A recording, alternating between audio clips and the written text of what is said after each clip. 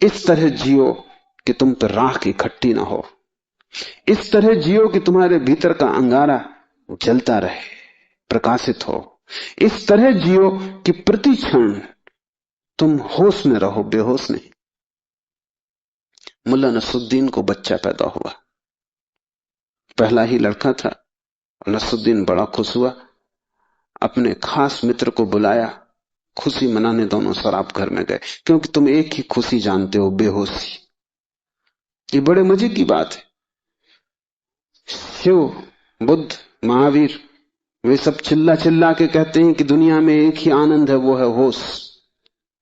और तुम एक ही सुख जानते हो, वो है बेहोशी। या तो तुम ठीक हो या वो ठीक है, दोनों तो ठीक नहीं हो सकते। मुल्ला नसरुद्दीन सीधा शराब घर गया, बजाय अस्पताल जाने के पहले बेटे को देखता। उसने कहा कि पहले जरा आनंद कर लें। कितने दिनों का सपना पूरा हुआ। डट के दोनों पी गए। जब दोनों पी के पहुंचे अस्पताल और कांच की खिड़की में से बेटे को देखा तो मुल्ला रोने लगा। उसने अपने मित्र से कहा, पहली तो बात मेरे जैसा मालूम नहीं होता। अपना उन्हें पता नहीं है, अभी खुद की शक्ल भी वो पहचान ना सकेंगे। लेकिन मेरा जैसा नहीं मालूम होता। और दूसरी बात, बड़ा छोटा दिखाई पड़ता है। इतने छोटे बच्चे को लेकर करेंगे भी क्या? ये बचेगा? मित्र ने कहा, मत घबराओ, जब मैं पैदा हुआ था तो मैं भी 3 ही पाउंड का था। नसरुद्दीन ने कहा, फिर तुम बचे?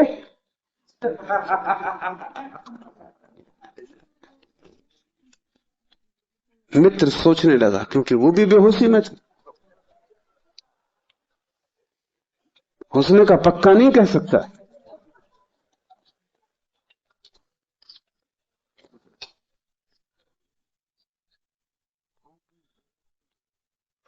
आदमी बेहोशी में है, उसके जीवन का सारा परिप्रेक्ष्य, उसकी सारी दृष्टि उसकी बेहोशी से भर जाती, सब धुआं धुआं हो जाता है।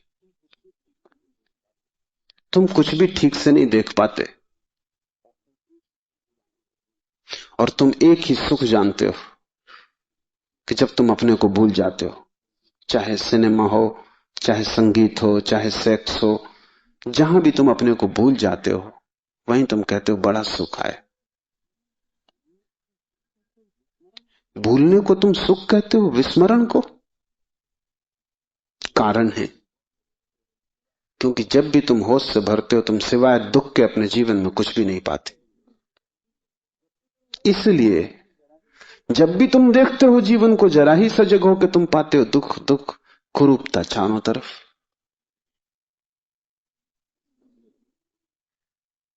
एक मेरे मित्र अविवाहित ही रह गए, उनसे मैंने पूछा कि क्या हुआ, कैसे चूक गए? तो उन्होंने कहा कि बड़ी अड़चन आई। जिस स्त्री को मैं प्रेम करता था, जब मैं शराब पी लेता तब वो मुझे सुंदर मालूम पड़ती। तब मैं शादी करने को राजी, लेकिन तब वो राजी नहीं। और जब मैं होश में होता तब मैं राजी नहीं, तब वो राजी होती थी। इसलिए चूक गए, कोई उपाय ना हुआ, मेल ना हो सका। तुम जब भी आंख खोलकर देखोगे, सब तरफ कुरूपता और दुख पाओगे। जब तुम बेहोश होते हो तब सब ठीक लगता है। इसलिए तुम्हें तकलीफ मालूम पड़ती, चैतन्य आत्मा असंभव। इसलिए दुख से गुजरना होगा। उसको ही तपश्चर्या कहा है। जब कोई व्यक्ति जागना शुरू करता है तो पहले तो उसे दुख में से ही गुजरना होगा, क्योंकि तुमने जन्मों जन्मों तक दुख अपने चारों तरफ निर्मित किए हैं। कौन उनसे गुजरेगा तुम अगर न गुजरे तो?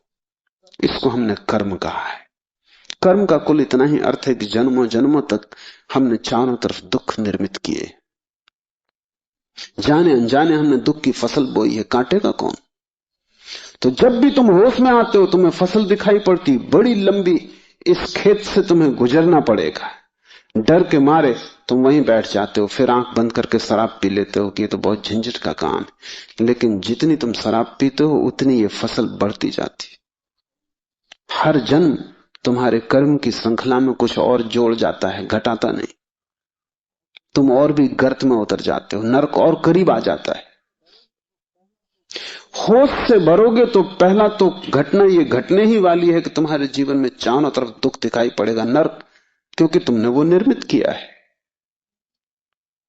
और अगर तुमने हिम्मत रखी, साहस रखा और तुम उस दुख से गुजर गए, तो जिस दुख से तुम सचेतन रूप से गुजर जाओगे वो फसल कट गई। उन दुखों से तुम्हें न गुजरना पड़ेगा फिर। और अगर एक बार तुम सारी दुख की श्रृंखला से गुजर जाओ, कर्म की श्रृंखला से, क्योंकि वो तुम्हारी आत्मा के चारों तरफ बंधी हुई जंजीरें, अगर तुम उन सब से गुजर जाओ और होश न खो और हिम्मत जारी रखो कि कोई फिक्र नहीं, जितना दुख मैंने पैदा किया है मैं गुजरूंगा, मैं अंत तक जाऊंगा। मैं उस प्रथम घड़ी तक जाना चाहता हूं जब मैं निर्दोष था और दुख की यात्रा शुरू ना हुई थी, जब मेरी आत्मा परम पवित्र थी और मैंने कुछ भी संग्रह न किया था दुख का। मैं उस समय तक प्रवेश करूंगा ही, चाहे कुछ भी परिणाम हो, कितना ही दुख, कितनी ही पीड़ा। अगर तुमने इतना साहस रखा तो आज नहीं कल दुख से पार होकर तुम उस जगह पहुंच जाओगे जहां शिव का सूत्र तुम्हें समझ में आएगा, चैतन्य आत्मा है। और एक बार तुम अपने भीतर के चैतन्य में प्रतिष्ठित हो जाओ, फिर तुमसे कोई दुख पैदा नहीं होता, क्योंकि बेहोश आदमी अपने चारों तरफ दुख पैदा करता है। तुमने देखा है शराबी को चलते हुए रास्ते पर वो कैसा डगमगाता है? ऐसी तुम्हारी जिंदगी है, कहीं पैर रखते हो कहीं पड़ता है, कहीं जाना चाहते हो कहीं पहुंच जाते हो, कुछ करना चाहा था कुछ और ही हो जाता है, कुछ कहने निकले थे कुछ और ही कह के घर लौट आते हो। इसे तुम रोज देख रहे हो, फिर भी तुम समझ नहीं पाते कि क्यों हो रहा है। तुम गए थे किसी से क्षमा मांगने और झगड़ा करके वापस आ गए। होश में हो तुम बात प्रेम की कर रहे थे, दुश्मनी हो गई।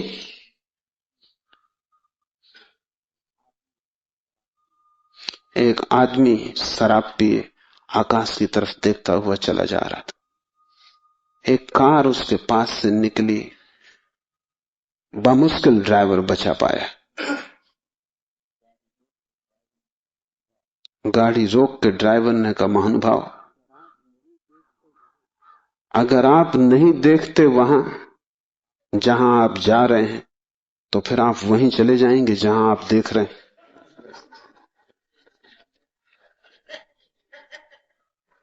और हम सब, हमें कुछ पता भी नहीं कि हम कहां जा रहे हैं, क्यों जा रहे हैं, कहां देख रहे हैं, क्यों देख रहे हैं,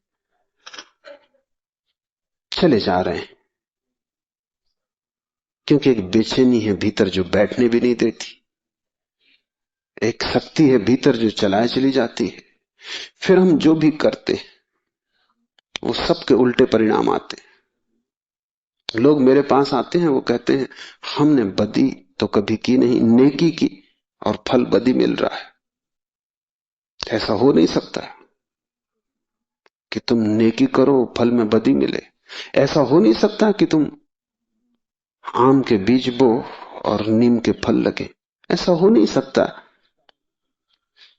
इतना ही हो सकता है कि तुम ऐसे बेहोशी में बोए होगे, बोए तुमने नीम के ही फल, तुम होश में न थे, क्योंकि वृक्ष थोड़ी झूठ बोलेगा। तुम ही कहीं बोते वक्त भूल में पड़े होगे। तुम जब नेकी भी करते हो तब भी तुम्हारा नेकी करने का मन नहीं होता। तुम सच भी बोलते हो तो तुम दूसरे को चोट पहुंचाने के लिए सच बोलते हो। तुम सच बोलते हो दूसरे के अपमान के लिए। तुम सच बोलते हो जैसे तुम सच का उपयोग एक घातक हथियार की तरह कर रहे हो। तुम्हारे सत्व कड़वे होते, सत्य के कड़वे होने की कोई भी जरूरत नहीं, लेकिन मजा तुम्हें कड़वेपन में है, सत्य में तुम्हें मजा भी नहीं। तुम्हारा झूठ सदा मीठा होता है, तुम्हारा सत्य सदा कड़वा होता है। बात क्या है? क्या कड़वापन सत्य का स्वभाव है? क्या मिठास झूठ का हिस्सा है? नहीं। झूठ को तुम चलाना चाहते हो, तुम उसे मीठा बनाते हो, क्योंकि अगर वो मीठा ना होगा तो चलेगा नहीं। एक तो झूठ चलना मुश्किल, मिठास के सहारे ही चलेगा। जैसे कड़वी दवा की गोली पर हम मीठी परत चढ़ा देते, बच्चा मीठी गोली समझ के खा लेता है, और जब तक कड़वेपन का पता चलता तब तक गोली भीतर जा चुकी। तुम झूठ को मीठा बनाते हो क्योंकि तुम झूठ चलाना चाहते हो। तुम सत्य को कड़वा बनाते हो क्योंकि सत्य से तुम केवल चोट करना चाहते हो, उसको चलाना नहीं चाहते। तुम सत्य बोलते ही तब हो जब तुम सत्य का इस तरह उपयोग कर सको कि वो झूठ से बदतर साबित हो, तभी तुम बोलते हो। तुम बेहोश हो, तुम्हारे कृत्यों का तुम्हें कुछ पता नहीं है कि तुम क्या कर रहे हो। इसे थोड़ा होशपूर्वक देखना शुरू करो। जो तुम बोलना चाहते हो वही बोले, या तुम कुछ और बोल गए? क्या तुमने यही सोचा था बोलने के लिए जो तुम बोले? मार्क ट्वेन लौटता था एक रात, उसकी पत्नी ने पूछा, घर आया, पत्नी ने पूछा कैसा रहा व्याख्यान? वो व्याख्यान देने गया था। उसने कहा कौन सा व्याख्यान? जो मैंने तैयार किया था वो, या जो मैंने वहां दिया वो, या जो मैं चाहता था कि देता वो? कौन सा व्याख्यान? एक तो आदमी तैयार करता है और एक आदमी फिर जो देता है, उसमें बड़ा फर्क है। और फिर एक जो घर लौटते वक्त तो सोचता है दिया होता। वो तीनों अलग अलग हैं। होश में हो,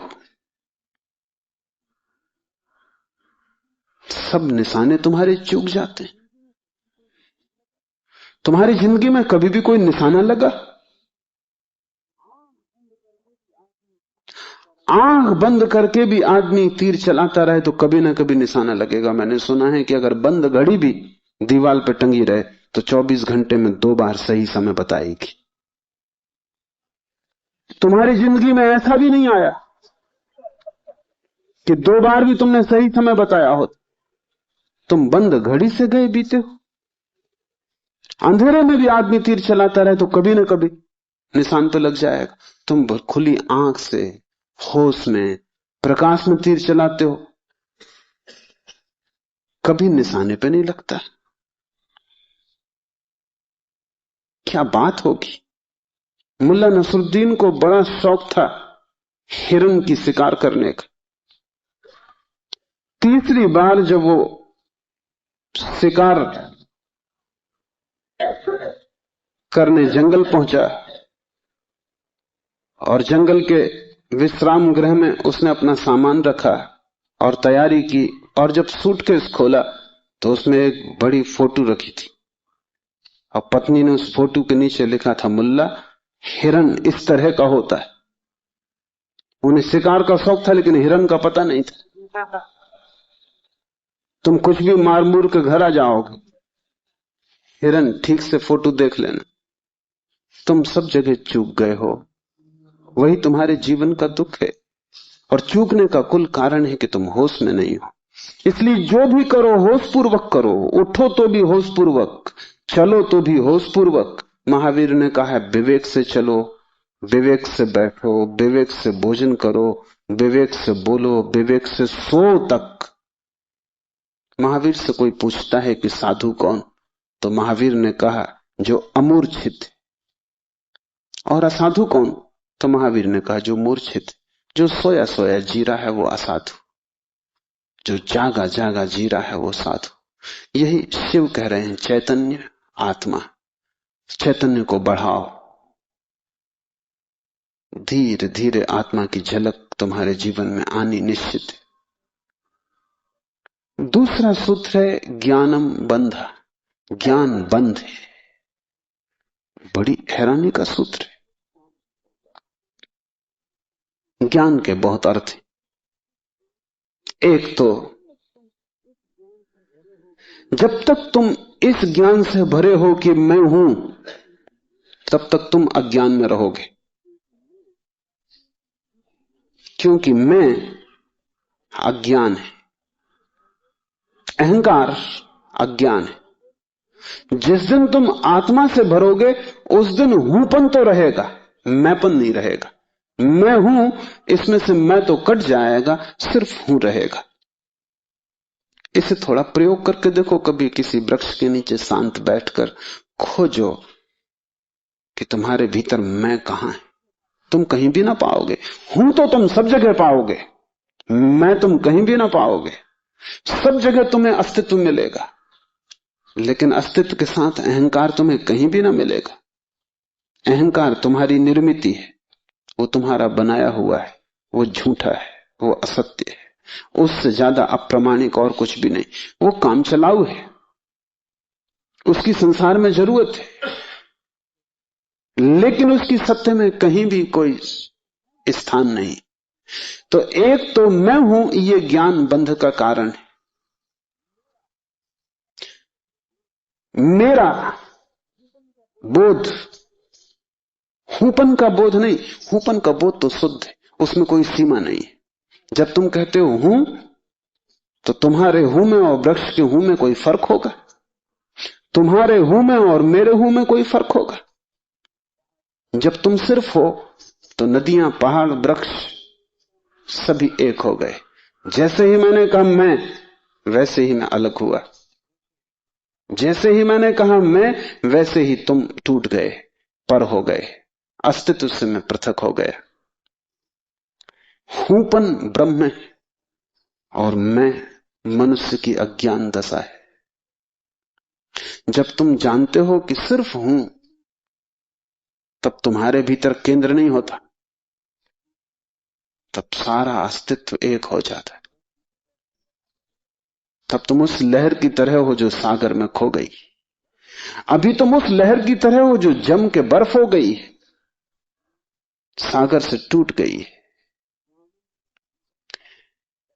ज्ञानम बंधा, पहला तो ज्ञान बंध है, इस बात का ज्ञान कि मैं हूं। दूसरा ज्ञान बंध है, वो सब ज्ञान जो तुम बाहर से इकट्ठा कर लिए हो, जो तुमने शास्त्रों से चुराया है, जो तुमने सदगुरुओं से उधार लिया है, जो तुम्हारी स्मृति है, वो सब बंधन है।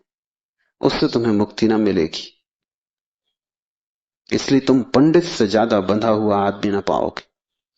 मेरे पास सब तरह के लोग आते हैं, सब तरह के मरीज, उसमें पंडित से ज्यादा कैंसर ग्रस्त कोई भी नहीं। उसका इलाज नहीं, वो ला इलाज है। उसकी तकलीफ यह है कि वो जानता है, इसलिए न वो सुन सकता न वो समझ सकता। तुम उससे कुछ बोलो, इसके पहले कि तुम बोलो उसने उसका अर्थ कर लिया है। इसके पहले कि वो तुम्हें सुने, उसने व्याख्या निकाल ली। शब्दों से भरा हुआ चित्त जानने में असमर्थ हो जाता है।